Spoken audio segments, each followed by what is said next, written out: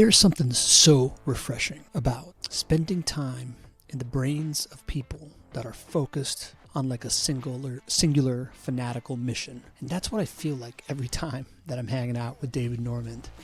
He is just hell-bent on breaking through the previous traps that property managers have been on as far as human capacity's ability to coordinate and manage maintenance. He says it all the time. Maintenance is easy. It's managing expectations consistently that's difficult. And he is back on the show today with a brand new frame-breaking claim. And it's the idea that you can now have a maintenance coordinator that can manage 2,000 doors. And he tells us all about how he started on this quest, to the things that have had to happen to get there, and what the new job description is for an AI-powered maintenance coordinator that is actually really more of an AI manager than a maintenance coordinator and can help you scale up to 2,000 doors with one person handling maintenance. Incredible conversation. Love having David back. I think you're going to get a ton out of this. Enjoy.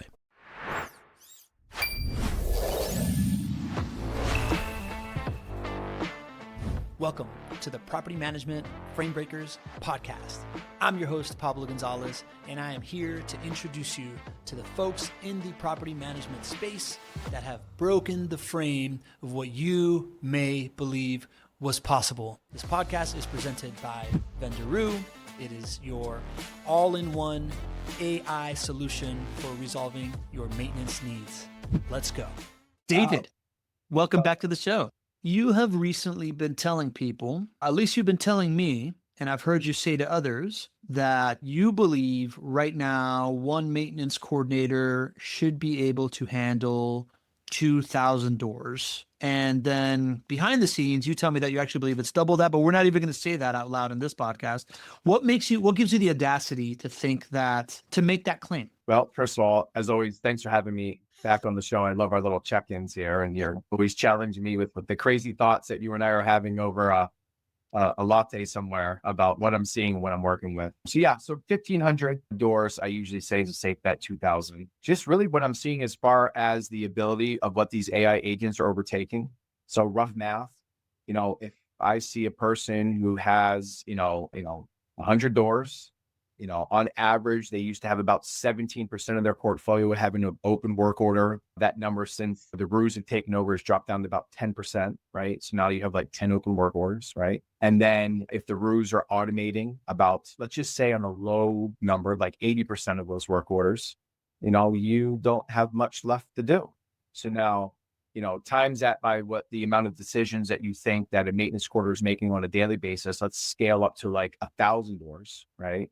So now I have about 100 work orders open at any given time. My maintenance coordinator, and we'll talk into the new name for maintenance coordinator in a second here, I think, but my maintenance coordinator should be, expecting to be, managing probably about, making a decision on like maybe 20 of those work orders over the course of, anywhere from a 7-day to 14-day cycle. So you're really talking about 20 tasks over that 7-day to 14-day cycle, right? So that's why, from what I'm seeing, and even though maybe everyone's not fully adopting that or embracing that, as they're still learning about these rules in their company's workflows, just for how long I've been in the industry and looking at what capacity is, having managed up to 55 maintenance coordinators at one time and what the benchmarks were for performance, I'm starting to sit back and look at this from a different lens and going, wow, I think we're really about to increase the benchmark for what one AI team lead, enter the new name for a maintenance coordinator, is able to manage versus the traditional mindsets of like, somebody being 100 or 200 or 300 doors. I want to kind of dig into some, like you threw in a lot of numbers really quickly there, and I want to just get clarity on that. You said 17% open work orders down to 10% open work orders. What do you mean? Like talk me through that math. What are you talking about there? Yeah. So on average, when a client came to us, we saw that they would have about 17% of their portfolio would have an open work order at some stage in the life cycle. Okay. And let's just, it's not a knock on it, but this is the way that I help people understand it. When they were using human-led maintenance departments, that's just the number that we saw. Human-led, 17% open work orders across the board. And then when we start entering in ruse, we're seeing that after watching a company's performance for, 3 months, 6 months, sometimes a year, we started noticing that number of open work orders just started to decrease. And so on average, that number has been around, actually it was 9.8% the other, right? That we're seeing across the whole Vendoroo portfolio. across the individual clients' performance portfolios, right? So that's the average of all the clients' portfolios. We're seeing, that number has now come down to about 9.8%. Some are doing great, some are doing worse, but again, the average was 17%. Now it's 9.8%. Yeah. Got it. And that idea of like an open work order just means that a work order, if you're looking at your PMS, then it is the number of This work doors order is enclosed and it's not out of my mind. in between a renter calling it in for the first time and you completely closing it out, and it's no longer on your mind. Happy renter, happy owner, or whatever. Or all the conversations are done. Yeah. Right. The work order is completed. Move to the billing cycle. Correct.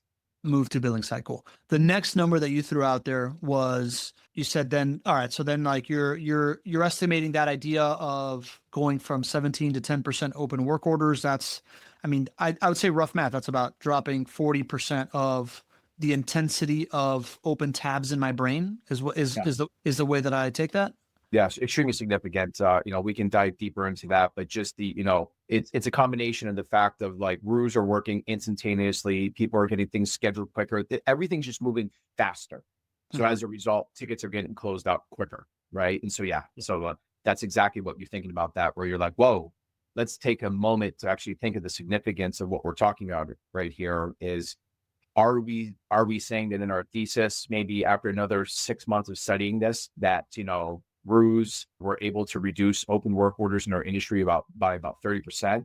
I think we could just like pause right there for an entire year as an industry and be like, that's a pretty cool benchmark that we've achieved across the board beyond any other instant type of like relief and 5-star expectations that residents are dealing with. So that's excellent. Okay. So then that's the first kind of like number assumption that you're making. Then you said automating 80%. That was the next kind of like number assumption that you're making. So talk to me about what the inputs of that like 80% automation. What are we talking about here? So we are talking about when a work order comes in, right?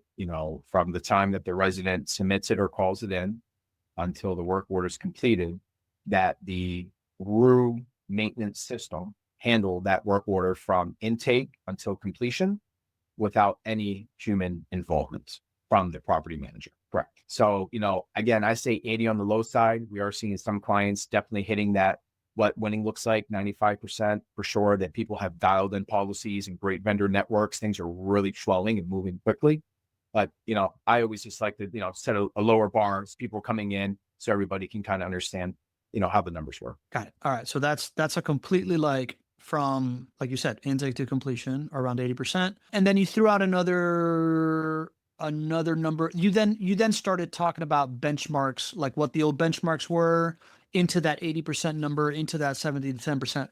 Before we get there, real quick, I think Dave just threw out some pretty impressive numbers, right? This idea of eliminating 40% of work orders, automating 85% plus of maintenance tasks for your maintenance coordinators. He's going to go into all the mathematics and all the stuff that leads to those numbers and how he developed that technology and the insights. But if those are the type of numbers that you're looking for, right? Like just think about closing your eyes and 40% of your maintenance work orders going away.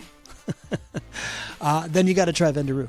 Go to vendoroo.ai, schedule a demo, let the team show you how this is happening across people in our portfolio and how we're getting people to 85, 90, 95% maintenance automation. All right.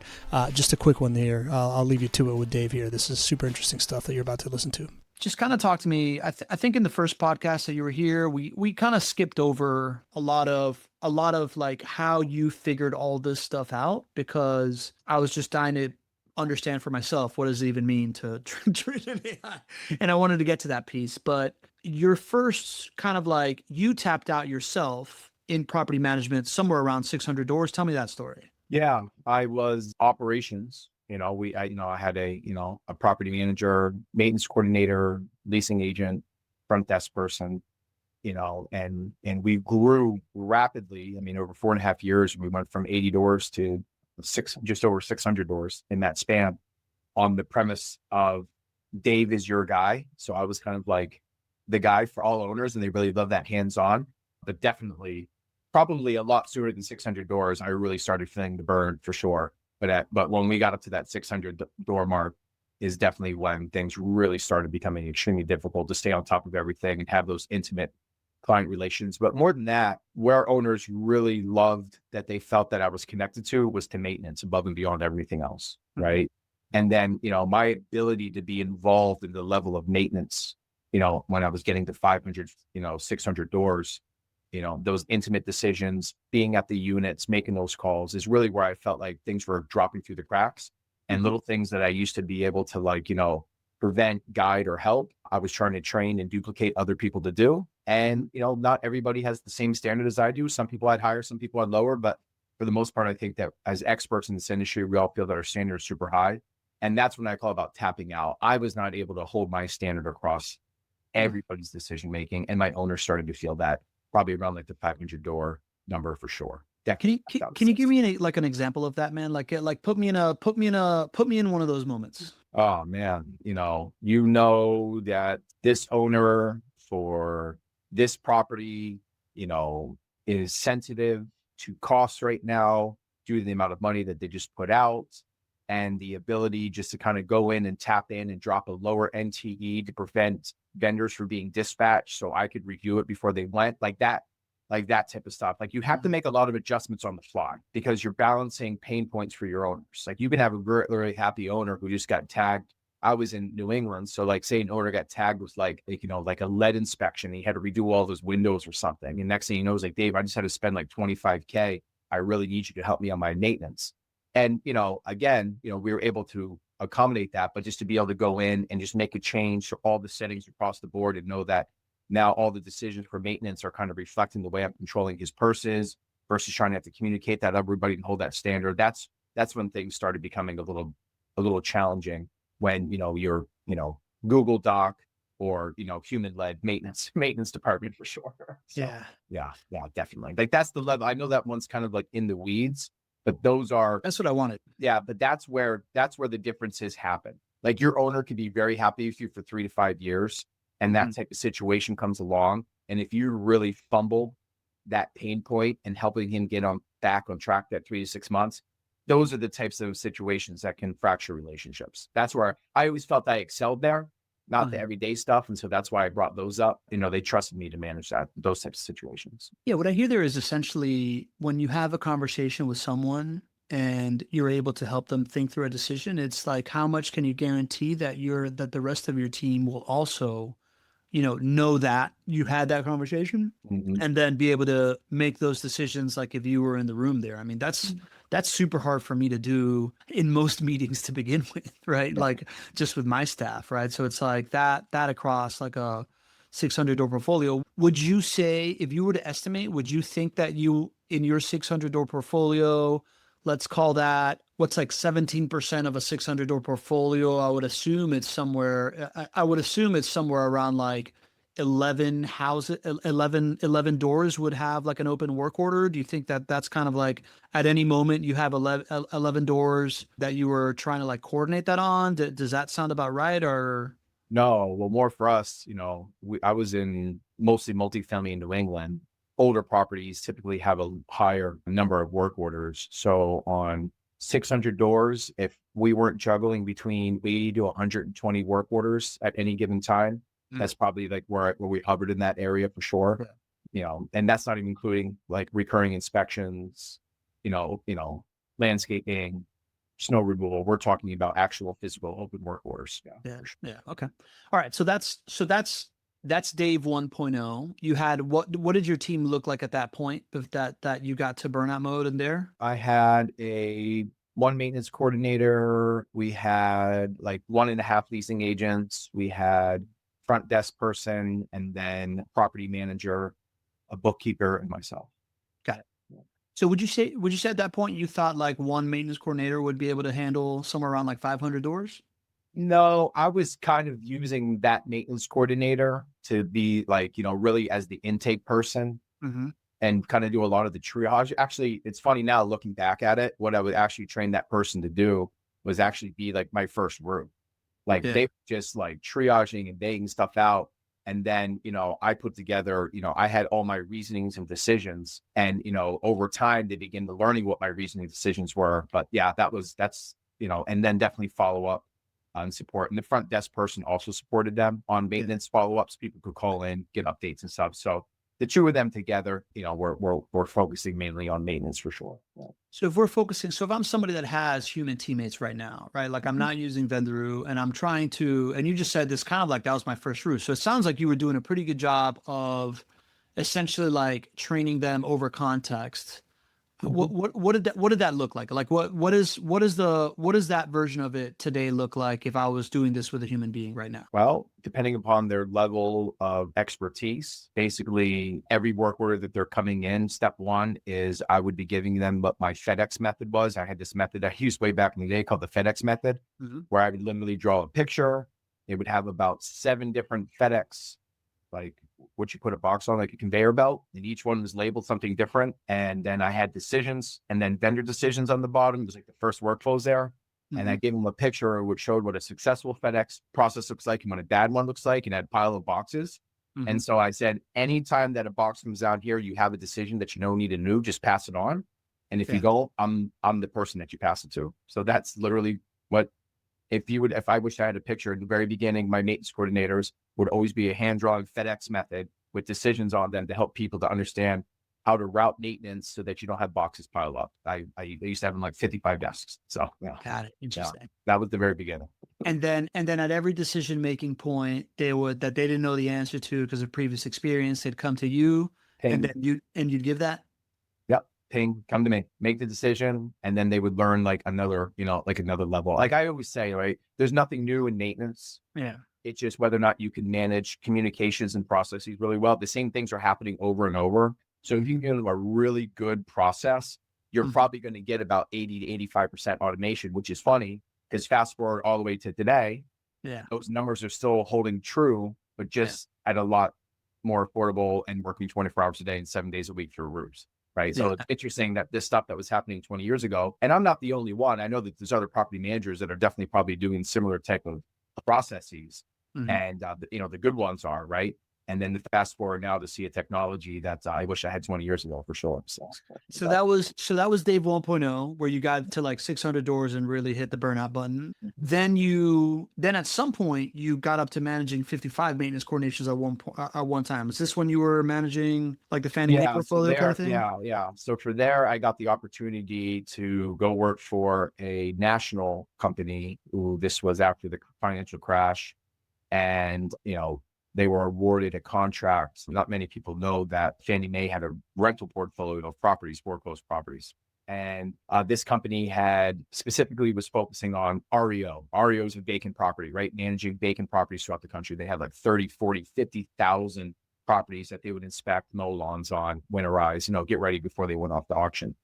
But this portfolio of properties that Fannie Mae had was super sensitive because there were actually people that were still living in the unit, like the landlord, foreclosed. And so, yes, so I got to spend that was actually a phenomenal opportunity. We had 13 states throughout the Northeast, and we were managing Fannie Mae's rental portfolio. That was really cool. Yeah, really cool. And then from there, that led to us getting some other contracts that were more in the, getting properties ready. And so our maintenance team really grew to handle both the rental and also the foreclosed properties. So, yeah. Talk to me about, did you use the same conveyor belt kind of like training system? Did you do the same thing? You just had way more people? On every single one of their desks. Here's the conveyor belt. Here's the decision, right? And so that was mainly for the people that were handling in the rental portfolio. For the other ones that were doing all the tasks of getting all those properties ready for sale, definitely similar type processes, right? I think that one, really kind of focused on great vendor relationships, learning how to talk with people, learning how to motivate people. That, all the processes are still the same, right? Ticket comes in, get it to the guy, understand who's your best resource for the type of issue that you're facing. Is it a winterization? Is it a clean out? Debris removals and lawn mowing. So all the principles apply whether or not you're kind of like in maintenance or in foreclosed assets. So yeah. Got it. Yeah. So now what's all right. So then it sounds like no matter what, when you're kind of like substituting the word automation with delegation, right? Like if I'm hearing you correctly, right? Like if you can arm a human being with really rock solid processes Mhm. and a decision making matrix that they Mhm. can look at every single time and make the right decision and continue to add nuance to that so that they have like the wheel of decisions and it's easier and easier. We're still at a 80 to 85%. Nobody needs to get bothered outside of that person owning that task. At that point, so then talk to me about the benchmark, right? Like with a human that has a really great process and knows maintenance and can do all these kinds of things, what is this benchmark that you start with of like how many doors a maintenance coordinator can handle? All conditions are perfect. Yeah. I mean, all conditions are perfect. We used to say what one maintenance technician for about every 95 to 110 doors. Mm-hmm. Right. And then, I never wanted to see a maintenance coordinator with above 250 doors, somewhere in that ballpark. Right. That was my comment. And I know, back to my other thing, I know we had 500 or 600 doors, but I had a maintenance coordinator. My front desk person was also helping on maintenance. And also I was very involved as well too. We were all kind of performing different roles and functions. Yeah. I could have easily just separated that as a third and a third and a third. That had control issues. So I wanted to touch everything. So I set it up differently. So is the all right. So then there we're at like a 250 door. And now if we fast forward back to like the beginning of the conversation or rewind back to the beginning of the conversation, but we're fast forwarding into the future here, you said something that was like 20 tasks in a 14-day cycle. Or I guess paint the picture to me right now of how we can go from a similar training program. Let's talk about what we're not talking about and putting this all together. Yeah. Right. So like over the last defined period of time, we have removed 3 million actions from the plates of our property managers. RUs have 3 million. Okay. So when people are thinking about maintenance coordination, a lot of the bandwidth or a lot of the pressure isn't actually on assigning the vendor itself. It's all like the notation or note taking and the phone calls and the status changes. There's all of these actions that people are doing constantly to move things along the line. So let's say if you need let's say you need one critical decision on every work order. That one critical decision is assigning the vendor. Okay. That's like the most critical decision. You get that right, and the vast majority of the work orders are going to go really well. Okay. But there's all of this assignment, status change, update, putting in a note. Did you do this? Did you follow? All this other stuff that you're asking the maintenance coordinator to do that really has nothing to do with that critical decision. It's all like legality, informations, updates, informing the property manager, informing the owner.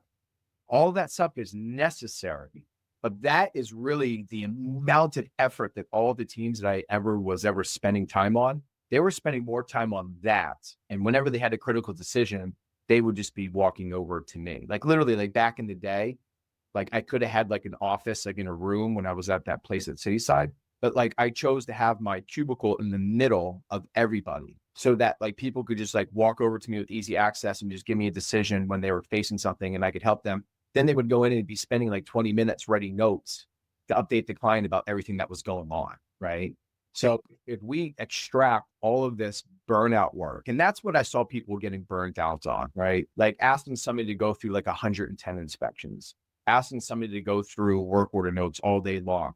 That type of like, it's not exciting for people's brains, right? They're just like seeing the same things over and over. And that's when I really look back and I think that what we're solving here with RUs is if I could be a person who's managing 2,000 doors and I really love my job, and I'm like the sole AI team lead overseeing AI agents as the maintenance coordinator, I'm having a greater impact on more residents. I'm excited about that.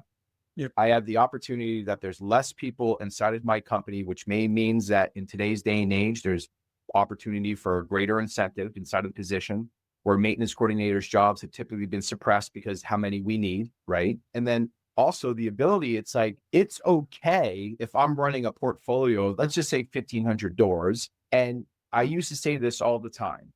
Other people from other departments who would walk past my department, and I had some people that were running the Fannie Mae rental portfolio. And I would always say, they'd be like, it looks like they're not busy. And everybody's like, comes over to me, like, they're not busy. Like, you let them leave like 2 hours early on a Friday. And I'm like, it's the greatest sign that I could ever see that we have these types of stats and my team is leaving 2 hours on a Friday. That means to me that they are on top of their stuff. I used to say, when you got great numbers and your feet are on your desk, man, that's the type of employee that I want to have in my thing. So why not in the future? You know, today, if we have a great AI team lead, and we'll get into this a little bit, right? But they're understanding how to write great prompts, how to solve issues, how to lead their AI agents. And if they're making like 20 decisions a week over 2,000 properties, but everything is going well, like, isn't that a win-win for everybody? That's just the way that I look at it. Like, being busy is not winning. Yeah. Being busy is definitely not winning. Right? It's not like, I get it. Like, you know, everyone's going like, well, busy. No, but for the average employee or for the person that's coming in, like, making a meaningful impact, loving what you're doing, the ability to make decisions, making more money, and loving your job, I think is winning, right? And everything else kind of comes along with that. 100%, man. 100%. So then let's assume that what you're saying is true, right? Like, you've seen it, you have the statistics behind it. It's the training an AI agent in order to do the stuff that was the majority of the work that your team of maintenance coordinators was doing, which is this kind of like mindless coordination work, like, you know, button pushing essentially. Boil it into real knowledge of like decisions that really need to be made, and the capacity to spend the right amount of time on those decisions and then actually communicate those things and whatnot. What is the skill set? So before, what was the training that you had to give maintenance coordinators? And what does the training of the maintenance coordinator look like today? I'm assuming I won't even assume. Yeah. Wow. That's I love that question. Before, I needed somebody, and like this is like full open, like, commode, right? Like, I was looking for somebody who I knew wasn't going to become bored or frustrated within the first 3-6 months of really redundant tasks. Okay. And that's a really hard balance, right? You're bringing somebody in and you're like, I need them to be sharp enough to what's going on here. But at the same time, I can't have a person who's like in like 2 months, like, dude, I can't do another update or another note, right? Because then like your turnover is crazy, right? So a lot of times you're finding somebody that's coming in as an entry level and you're giving them a better opportunity. And the excitement of that better opportunity, that job is kind of holding you in that position to get you like a year or two solid with them in that maintenance coordinator position before they're like, hey, do you know, I just like learned enough to make me a really valuable operations person. I know, gigs up, you figured it out, right? You can go run, an operations department now for any property management company because of your own career. Now, moving forward to today, I want a storyteller, okay? Because a storyteller, and I want a person who thinks about outcomes, right? So a storyteller has the ability to write really great prompts, right? Or thinks about really good workflows for outcomes, because now they're a leader, right? They're not a solo operator. You're leading a team of AI agents, right?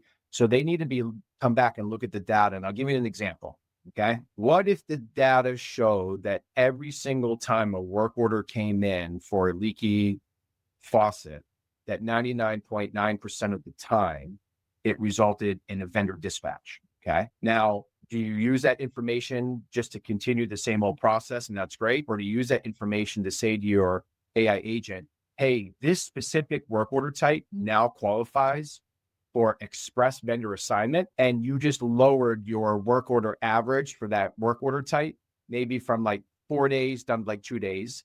And then the resident isn't asked 6 questions. They only need to get a photo now. And maybe the prompt, maybe the thing that the AI coordinator actually says to the resident is like, hey, just FYI, this one qualifies for an express vendor assignment. We hope to have resolved this in the next 24 hours of you. And then the resident's like, whoa, like, right? That's how the new AI team leads need to be thinking about maintenance coordination, because now maintenance isn't the same every single day. The data and your ability to write prompts and change workflows can completely change the way that we're handling maintenance down to the very specific work order type, and no longer grouping things just as plumbing or just as HVAC, right? Like, now we can have specific workflows and prompts down to those intimate work order levels and really be moving the needle. And that's how we're getting from 17% down to 9.8%. And I think people can even get lower than that if they really adopted that AI team lead model. I don't know if this is a crappy question, but I want to get really granular. Like, what is that prompt? When you say, I want people that are storytellers and prompt creators, and then you use that example, right? Like, hey, I know that every time there's a leaky faucet, I'm going to have a vendor out there. So I want to create a condition where it's dispatching a vendor, but it's asking for a picture. What does that actual prompt look like? Like, what is like, describe to me what you mean by a prompt that accomplishes that. And like, what is it? Like, what is, like, you're the AI coordinator, right? Like, what's the prompt you would write? Yeah, I'd be like, hey, bro, in the future, whenever you are triaging a work order type for a leaky faucet in the bathroom, please let the resident know that this qualifies for express vendor assignment. Thank them for their residency, and we hope to get this resolved in the next 24 hours. So that's a prompt. That's basically like a wow kind of like renter experience, resident experience prompt. Totally. Because when I'm thinking about, now I was talking about the outcomes, now that person who's the AI team lead, they know that maybe that resident is getting asked 3 to 6 questions in the standard troubleshooting process, right? That really the data is showing that those 3 to 6 questions over time are completely irrelevant, right? All I need is a photo of the faucet in that point. Let's get this assigned to a vendor and let's get them out and go get this fixed. Okay. So that's where I see where maintenance is going, and the people that are using the data. So, we have, little, sneak peek drop here, we're working on a really cool product feature that's coming out that is going to help AI team leads all types of awesome decisions to improve workflows. I saw this great LinkedIn post the other day where everyone was jamming on the fact that frontline employees are more valuable than ever because they are the ones that are working with the data points all day that can have the greatest impact on your AI teammates and workflows. And you've got to embrace that the frontline teams have become more valuable than ever.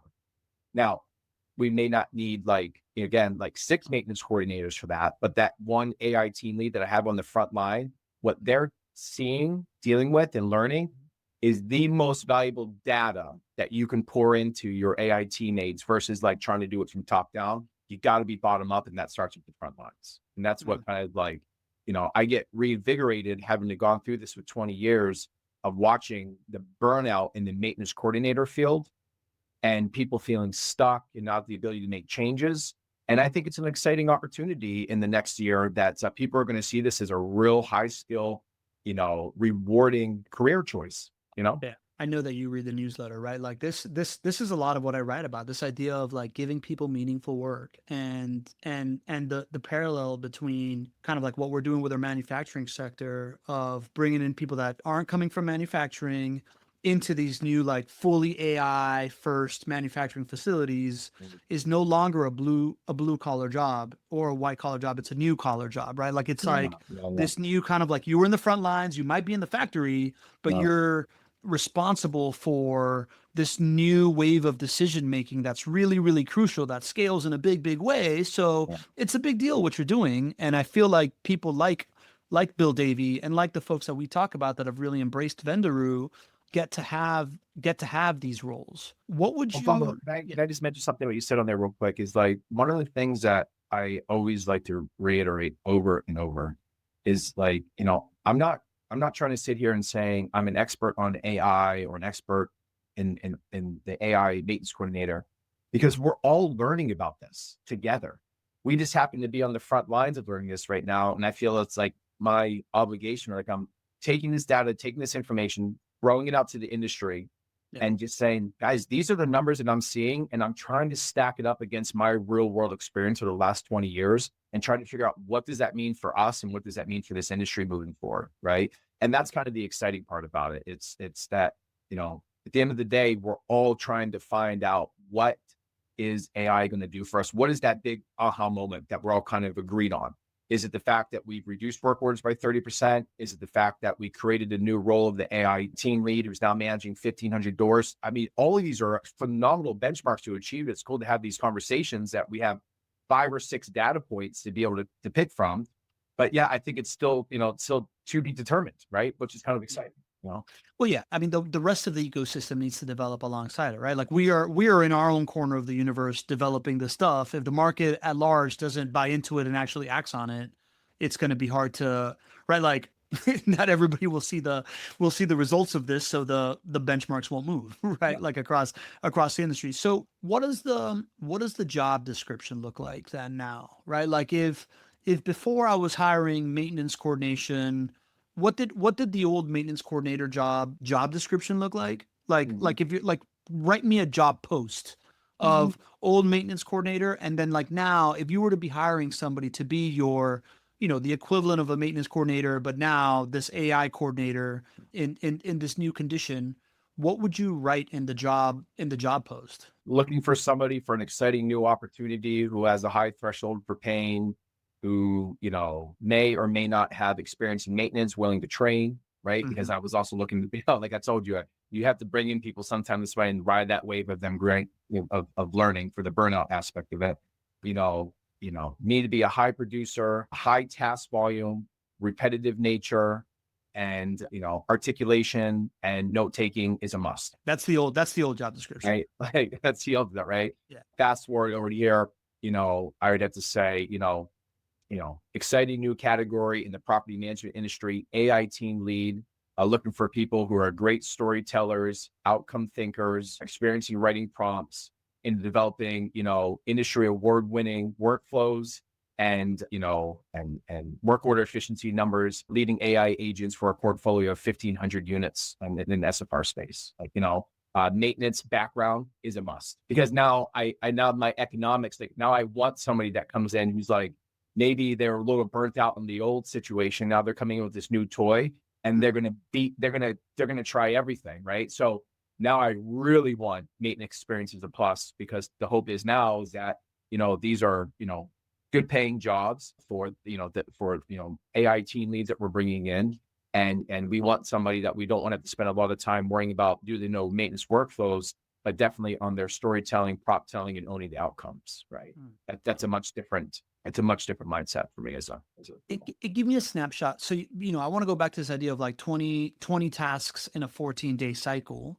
Give me a snapshot of like what a day in their life looks like, or what a week in their life looks like. Yeah. So, let's just, try to keep the numbers easy, right? Somebody's got like, 20 open work orders, everything's gotten open, jobs are automatically assigned, out of one of those 20 work orders, there's some clients that we have a prompt set up that they're like, hey, if this requires an electrician, they want the AI to ping them, because they want to make that decision of whether or not they want to send a handyman or electrician, because that can be sensitive to cost in that part, right? Hey, per your protocol, I've been reaching out to this vendor. It's been 4 times now and he's not responded back to me, right? And just as an FYI, his vendor acceptance rate is only at 25%. I think you should look into that, right? Those are the things that people are looking into, like, not, did the vendor give me an update, or diving into work orders and looking at notes. They're making like what I call field decisions, right? Because we all know that I don't care what type of technology that you have. You can have the most amazing AI technology in the world, but if you do not have reliable endpoints, and when I say reliable endpoints, I'm talking about vendors in the fields that are accepting those work orders and following your protocols, you're going to have issues all over the place, right?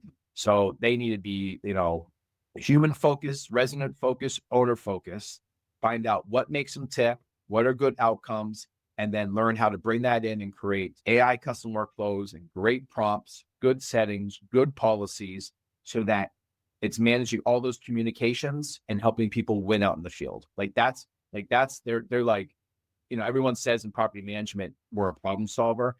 They are the ultimate problem solver, because they have the chance to actually solve problems instantaneously by writing new workflows or writing prompts or changing policies to completely change behaviors for large portions of properties, or for individual work orders, or making their residents' life better.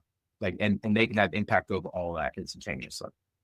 Yeah, I guess it goes back to meaningful work, right? Like I'm hearing make big decisions, right? When something has the potential to like go really wrong, you're there to make that decision and you have the capacity to do it. You get to make proactive decisions, right? Like you see that your electrician is all of a sudden not performing, or one of your 3 electricians is not performing. You're like, okay, time to go network and call a couple of electricians and maybe like test them out and, keep that vendor network healthy. Maybe you're also calling that one electrician meeting him, bringing a coffee to the job site kind of thing and be like, yo, man, what's going on? Talk to me. Right. Like It's a challenge, dude. I'm feeding you free work. yeah. Like you don't have to pay for these leads. They're coming to you and you're saying no. What are you saying no for? Is it because of an NTE? Is it because of cost, distance, whatever the deals are, right? We have those discussions. And then, then I always take it to this thing. You talk about, kitchen table conversations. And when you talk about meaningful work, I definitely came home in my early years and, my wife usually didn't want to ask me like, hey, do you have any fun conversations from property management space? So she would like time to debrief. I went out in my garden. She knew when I was in the garden for like an hour, it was like a long day, right? So, but now it's like coming back and being like, hey, you know what's cool today? I just wrote this new prompt and created this policy that reduced my overall open work order tickets by 15% this month. You know what I'm saying? And that's how I think like this entire generation is like learning to think, right? Instant results, change, behavior. We're all on smart devices. We're all on technology devices. And now to put that in between you and what has been a very, old school way of running maintenance and have big meaningful impact just from like your phone and your desktop. I think it's going to get a lot of people excited about being in the property management industry and seeing it as a real career path.